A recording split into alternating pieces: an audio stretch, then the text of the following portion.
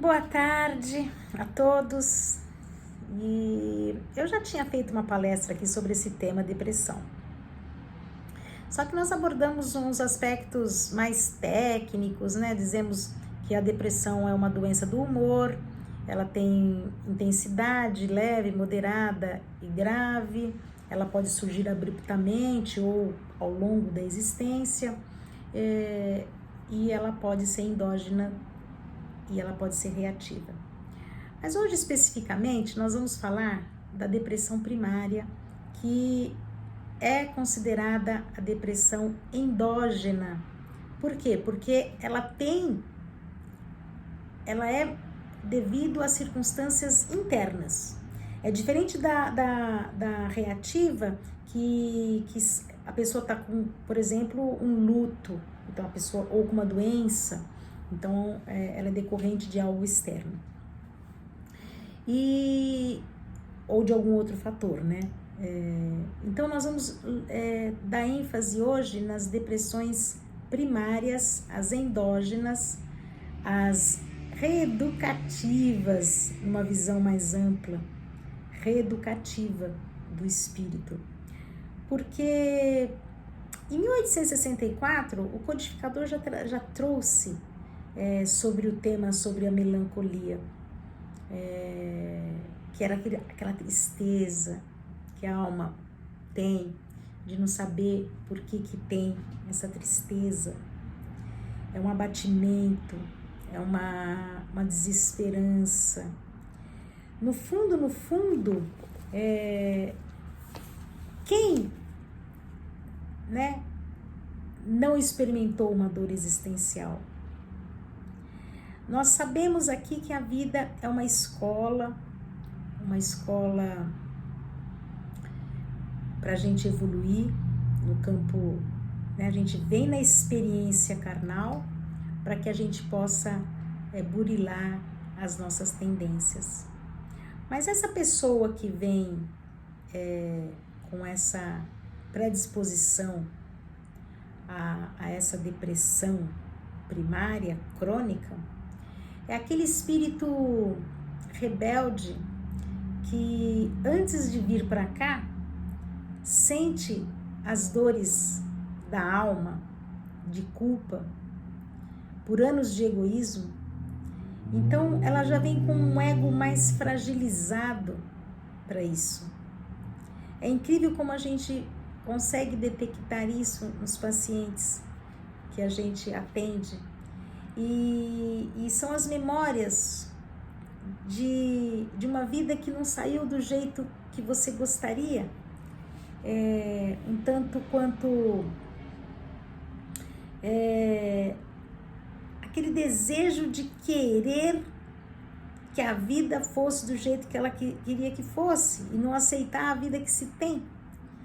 Então tá sempre poliqueixosa de tudo, não tem beleza para nada.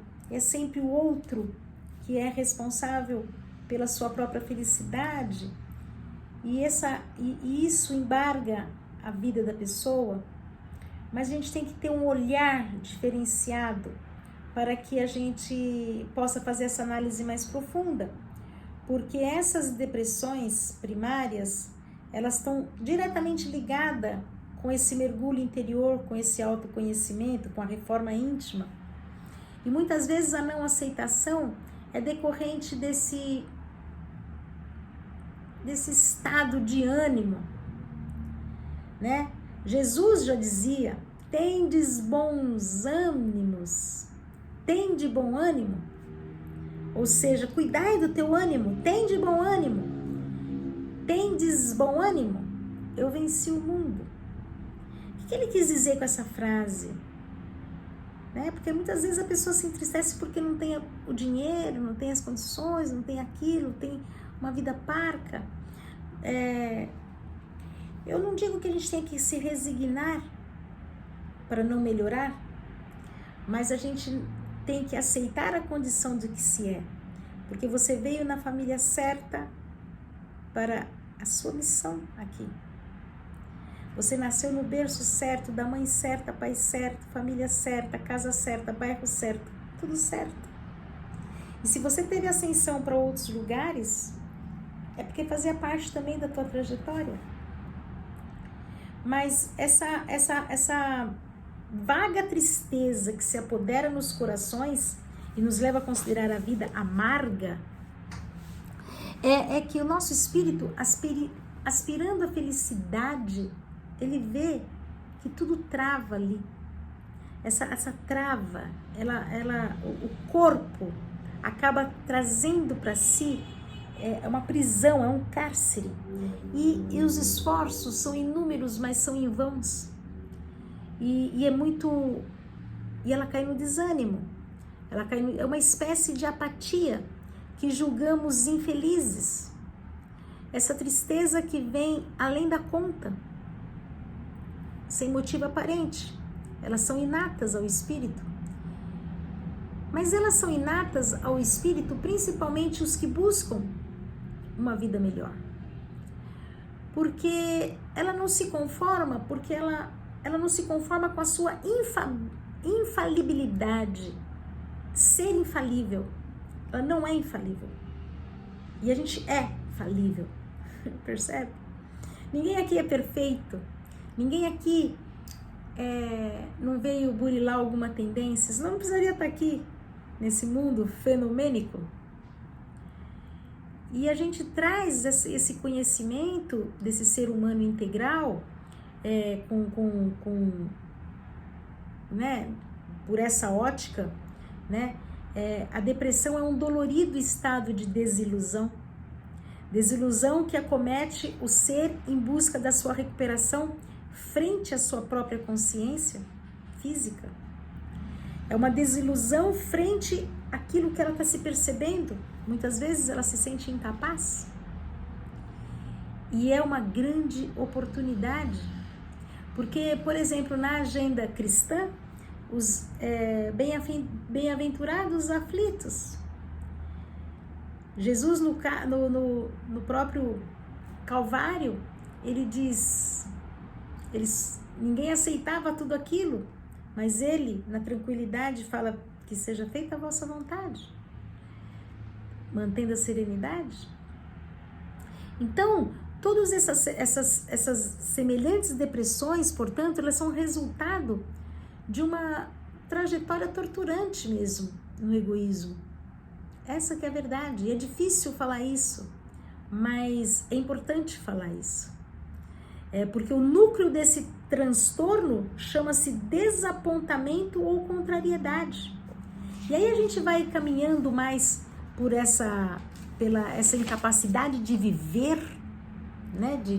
Com a frustração, de conviver com a frustração, de não sair do jeito que eu queria e não poder ser do jeito que é, né? Tudo isso vai fazendo que ela se sinta incapaz, desapontada, frustrada, que as coisas não saíram como ela gostaria que fosse. Então, considerando o egoísmo como hábito de ter caprichos pessoais atendidos, né? Porque na realidade o egoísmo é isso, né? São os caprichos pessoais atendidos. A contrariedade da vida, né? É o preço que pagamos pelo esbanjamento, né? Do interesse individual em milênios afora.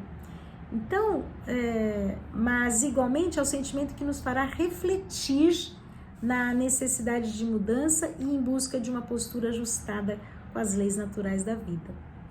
Então, o renascimento corporal é programado que a criatura encontre nas ocorrências existenciais os ingredientes precisos à sua transformação. Então, o que eu quero dizer assim, que as pessoas acometidas por essas depressões primárias, elas têm no bojo a predisposição de uma vida com os grilhões no egoísmo, sem humildade, com a blasfêmia das leis naturais, né? Então, para a maioria de nós, contrariedade significa algo comum ou algum acontecimento que saiu como, né, que não saiu como esperávamos. Mas algumas criaturas costumam dizer nada na minha vida deu certo. Pô, mas nada? Você tá vivo e nada deu certo? Então, é a tendência ao negativo. Tendência. Por quê? Porque a culpa tá dentro dela. E é interessante, né, que somos contrariados na vida para que eduquemos nossas potencialidades. É essa visão que eu quero trazer para vocês, né? A grande possibilidade que tem o espírito de renascer das cinzas na depressão. Aproveitar esse estado de humor, né? O que há em mim que quer se mostrar, fazendo as pazes com essa sombra, alimentando, né, realmente o que o espírito necessita, não o que o nosso corpo efêmero precisa, mas o que o nosso espírito precisa. Então, as condutas de caráter muitas vezes são sucumbidas nessa hora, porque ninguém quer mexer na ferida narcísica. Os sintomas a partir de então é muito conhecido pela medicina, né? Insônia, tristeza persistente, ideias de autoextermínio, vazio existencial, e entre todos e muitos outros que a gente já relatou aqui, muito, a gente não vai entrar nesse mérito aqui. Mas esses são os sintomas básicos também da depressão primária, a depressão reeducativa. Então, poxa vida, mas eu tenho essa depressão sem causa aparente, me abate. Lógico, você tem que descartar as questões clínicas, né? Você tem que descartar a tireoide, tem que descartar alguns fenômenos que acontecem no físico, as predisposições, mas observar o que há em mim que quer se mostrar. Essa é a grande dica, né? Fazer as pazes comigo, falar o que isso em mim quer se mostrar, se abrir para o autoconhecimento, para tua criança ferida, para tua necessidade básica não atendida, para os reveses da vida que insatisfez e você não se conformou, né? Para as coisas que você tinha tendência e não burilou, continua ainda com tendências, o que você ainda não melhorou. Então esse é uma grande possibilidade, né, de trabalhar o autoconhecimento, a reforma íntima. A depressão primária é um instrumento da reforma íntima para as pessoas acometidas disso, né? Todos podem acessar a reforma íntima, mas quem tem depressão primária, essa que vem, de jornada, aí que é a necessidade dessa reforma íntima. E aí são experiências, vamos dizer, facetas provacionais, né, da vida mental e emocional, que faz com que a gente, que a depressão crônica, primária crônica, persista. Quais são as facetas provacionais? Então temos aí a neurose do apego. O que é a neurose do apego? Aflição antecipada com a perda. Então a pessoa nem perde, se isso acontece, se eu perder ele. Desconfia de quem fala isso é depressão primária. Eu morro de medo dele morrer. Mas o cara nem morreu, o cara tá vivo. Entendeu? Medo dele morrer, você tem que agradecer por ele estar vivo, não medo dele morrer. É diferente, né? Neurose do perfeccionismo, como é que é isso? É o medo da frustração. É incrível.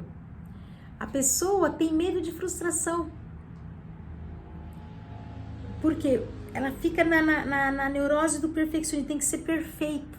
Nada. O feito é melhor do que o não feito. Leva isso para a vida. Passa para a ação. E depois tem a neurose da vergonha, ou seja, a extrema resistência com a autoaceitação. Não porque meu nariz, não porque minha boca, não porque meu cabelo, não porque eu. Não aceita o corpo que tem. ela se nega de cabelo aos pés. Ou porque tá magra, ou porque tá gorda, ou porque tá cabeluda, ou porque tá cabelo liso, ou porque tá cabelo crespo, ou porque tá com o nariz empinado, ou porque tá com seio murcho, ou porque tá seio grande, ou porque tá seio... Tudo! Ela não se aceita como ela é. Depois tem a neurose do domínio, que é o desgaste energético pelo esforço de manter o controle. Quer ter controle de tudo. É a neurose do domínio. Eu tenho que ter controle de tudo. Eu preciso saber de tudo. E não sabe nem de si. Depois tem o desgaste, a neurose da culpa. Essa neurose da culpa são as formas sutis de autopunição. E isso pega. Isso pega. Porque ela se pune, ela se boicota, ela não vai, ela não chega na terapia, ela não chega na ajuda, ela não vai no psiquiatra, ela não vai. Ela se culpa. Se alguma coisa deu errado, é ela que é a culpada.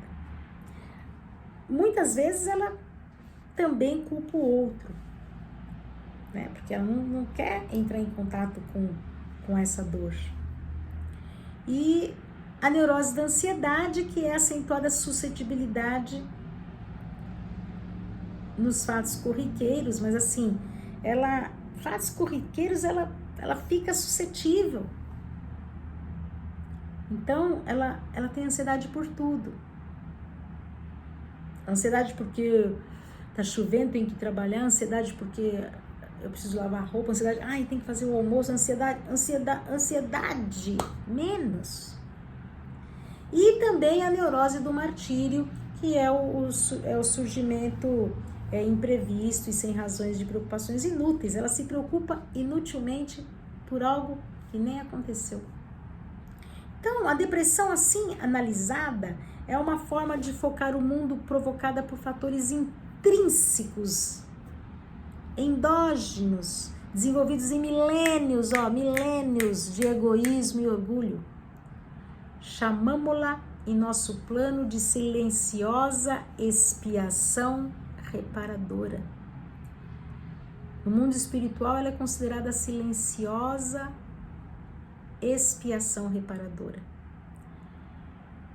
Mas assim, ela passa por aqui, por uma vida que deveria ser o grande aprendizado dela, sem um insight de mudança. Somos contrariados pela vida para que eduquemos nossas potencialidades. Olha que interessante.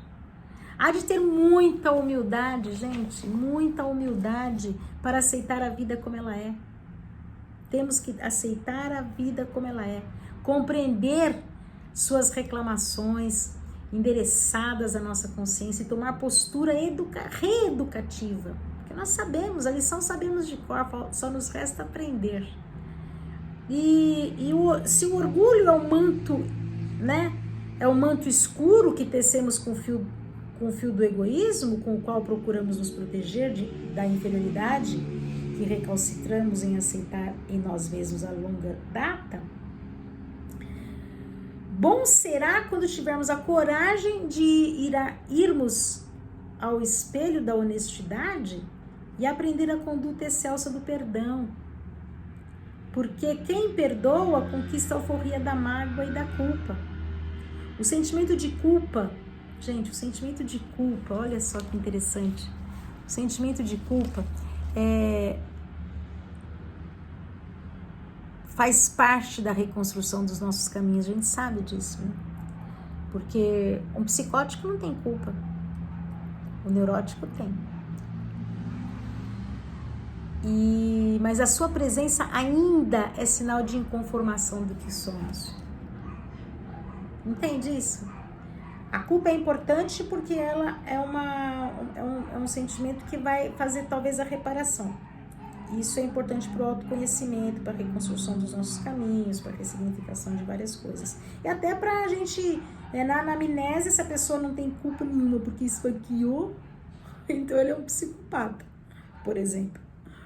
Mas quem tem culpa, quem a consciência burila, nossa, entendeu? Então a culpa não é do ruim, mas se a culpa fica persistindo, conheço pessoas que têm culpa porque fez um erro, menos, Relaxa. Ela não aceita a sua infalibilidade. Infalibilidade. E aí fica com muita mágoa, com muita culpa, né? Que é o reduto. Agora, nossa rebeldia em nosso aceitar a falibilidade, afinal, ninguém é perfeito. Ninguém é perfeito.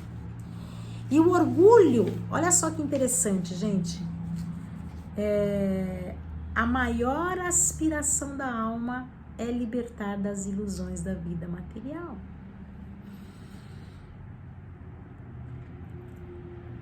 E gozar das companhias eleitas, né? Que ele fala isso, que ele traz isso, né, no bojo. Então, o orgulho é um manto que nos protege de fora para dentro. A culpa é a lâmina cortante vindo de dentro que nos retira do controle e exige um novo proceder. Mas precisa ter ação, né? Acreditamos que cabe unicamente a nós a responsabilidade pela felicidade dos outros. Olha que ideia! Ninguém é responsável para fazer ninguém feliz. Você só é responsável para a felicidade de uma única pessoa. De quem? De você mesmo. Nós somos responsáveis, somente nós mesmos que regimos o nosso destino, gente. Não tem essa. E você sabe lidar com sentimentos negativos que vêm na sua casa mental?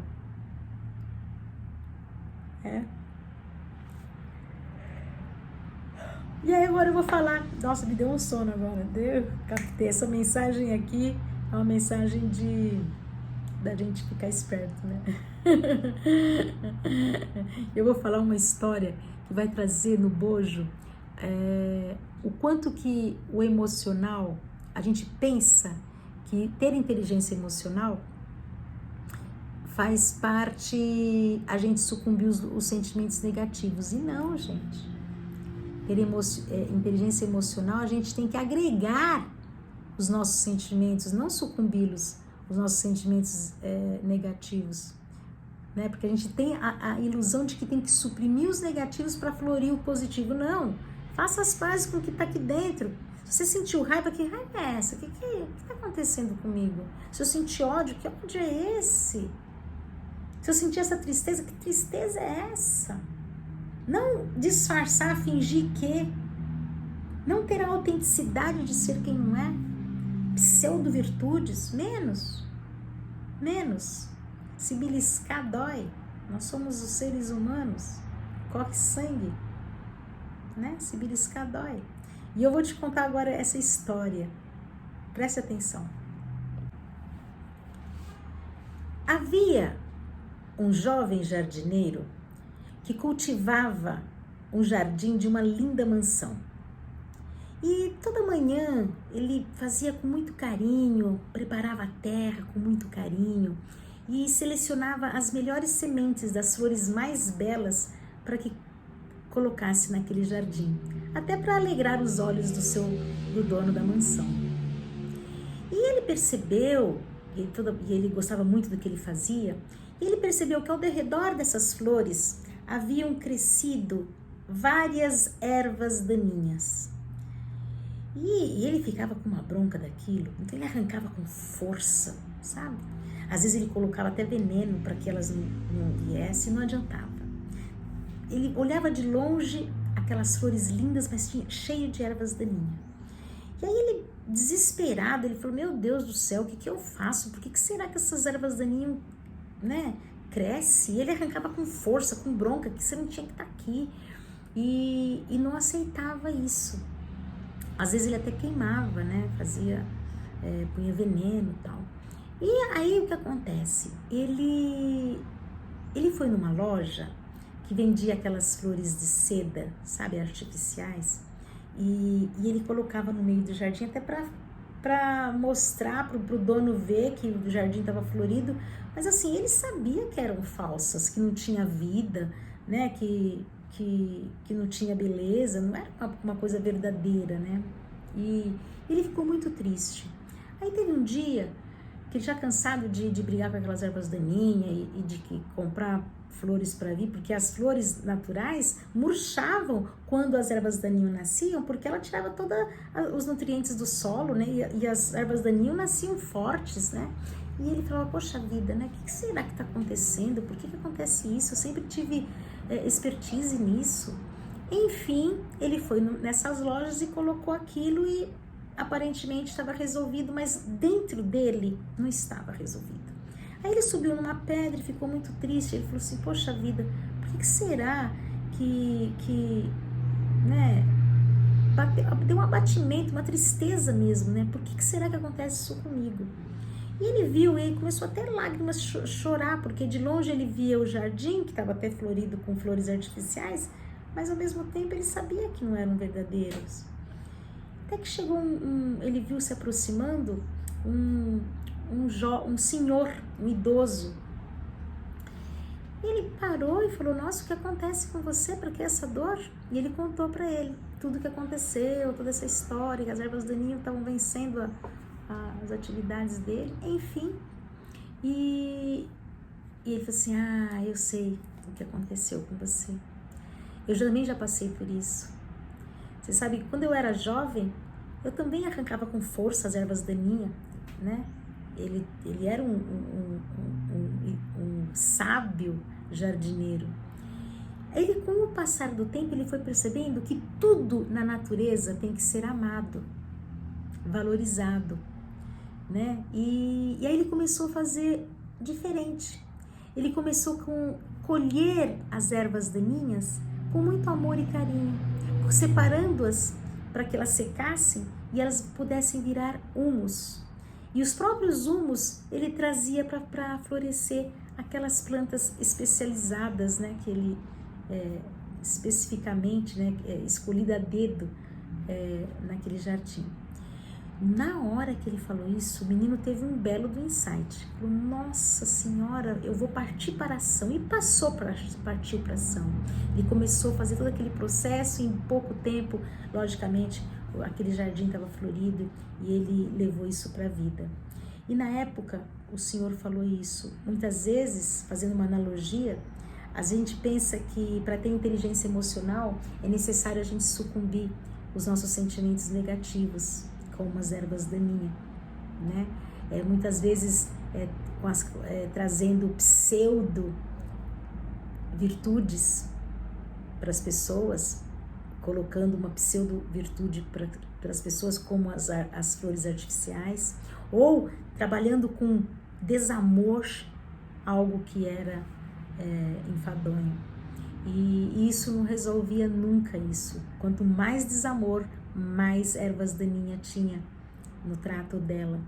Então, quando a gente trata com leveza e aceitação das nossas sombras, né, a gente começa a ter um autoconhecimento de si e uma transformação aplausível para um florescer interno. Descartar o que em nós existe é uma percepção errônea. Achar que a gente tem que eliminar o ruim, o negativo que nós temos. A gente tem que trabalhar sempre o aprimoramento. Isso se dá através do autoconhecimento, de perceber aonde que pesa, de perceber onde está as nossas maiores mazelas. Então, de alguma maneira, essa história nos remete a isso. Muitas vezes o caos se instala em nós para que nós pudéssemos ressaltar das cinzas, ressurgir das cinzas, né? E uma nova pessoa, um novo ser humano, fazendo as pazes conosco, fazendo as pazes com as nossas sombras. De alguma maneira, esse o recado que eu queria passar e que a gente possa ter essa luz gratificante que vem da sabedoria, dessa ancestralidade divina.